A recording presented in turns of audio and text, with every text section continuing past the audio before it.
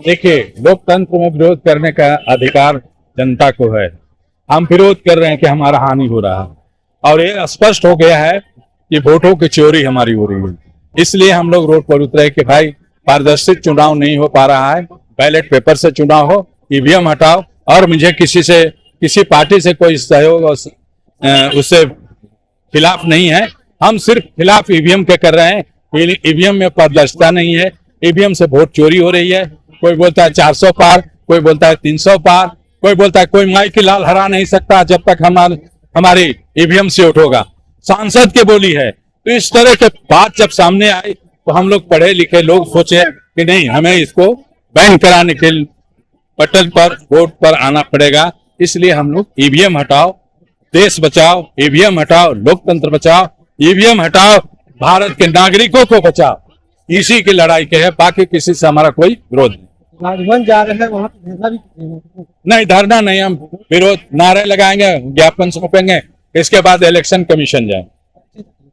हमें संयुक्त मोर्चा के संयोजक हूँ और ईवीएम हटाओ संयुक्त मोर्चा के संयोजक आरपी रंजन। देखिए, ऐसा है कि आप देख चुके हैं कि पिछले सालों में आवाज को सरकार, चुनाव आयोग कहते वोटिंग इतना हुआ, ईवीएम से वोट कुछ और निकलता।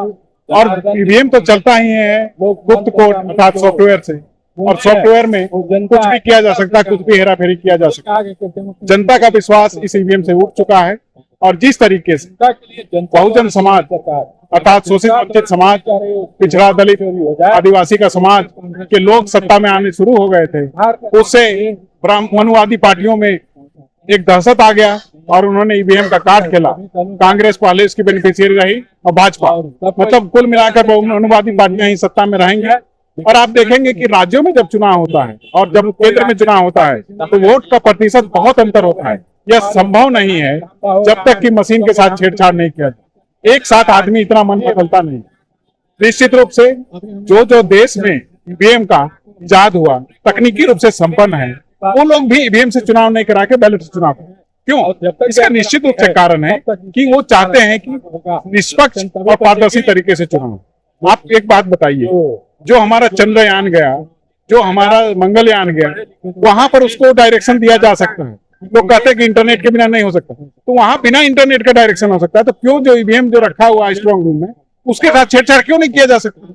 मैं पिछले लोकसभा में बहुजन समाज पार्टी से उम्मीदवार, मैं आपको बता रहा हूँ वीवीपैट की गिनती और जो ईवीएम मशीन के द्वारा गिनती हुई थी उसमें अंतर था। तो निश्चित रूप से चोरी हो रही वोटों की, और इसका हम पुरजोर मांग करते हैं। जनता की आवाज लोकतंत्र में सुनना लाजमी है, सरकार को सुनना ही पड़ेगा। और जनता ये मांग कर रही है कि ईवीएम से वोट ना होकर आपका मतपत्र या बैलेट पेपर से वोट होना चाहिए। परिचय। मेरा नाम विद्याधर प्रसाद है।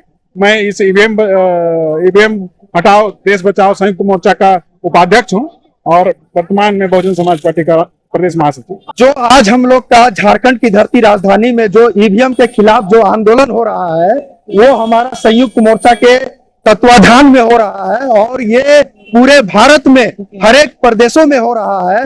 और ईवीएम जो है ये प्रमाणित हो चुका है कि ईवीएम से वोटों की चोरी होती है और ये बहुत बड़ी बात है। डेमोक्रेसी, लोकतंत्र का आधार ही वोट है और वोट की अगर चोरी हो जाए तो फिर ये लोकतंत्र तो बचा ही नहीं।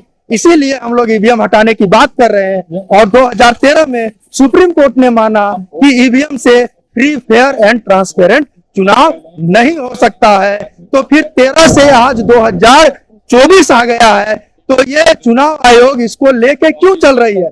कहीं ना कहीं चुनाव आयोग जो है वो सत्ताधारी दल से मिलके वो चोरी करना चाहती है। तो इस चोरी को हम लोग पूरे देश के जो आम नागरिक है, जो भारतीय संविधान के प्रस्तावना में है, हम भारत के लोग और हम भारत के नागरिक ये चाहते हैं कि ईवीएम को हटा के बैलेट पेपर से चुनाव कराया जाए। और हम भारत का नागरिक होने के नाते ये डिमांड या आदेश जिसको बोलिए वो हम चुनाव आयोग को दे रहे हैं। और चुनाव आयोग को इसको गंभीरता से लेना चाहिए। अगर चुनाव आयोग इसे गंभीरता से नहीं ले रहा है तो हमें मजबूरन गैर कानूनी काम करने पड़ेंगे। तो गैर कानूनी काम कैसे होंगे? हमें मजबूरन जो चोरी का यंत्र है ईवीएम को फोड़ना पड़ेगा और इसके लिए जिम्मेवार जो होगा वो चुनाव आयोग और जो सत्ताधारी दल है वो होगा। और हम निश्चित तौर पर ईवीएम फोड़ेंगे। मेरा परिचय द्वारिका दास, मूल निवासी चिंतक, झारखंड प्रदेश।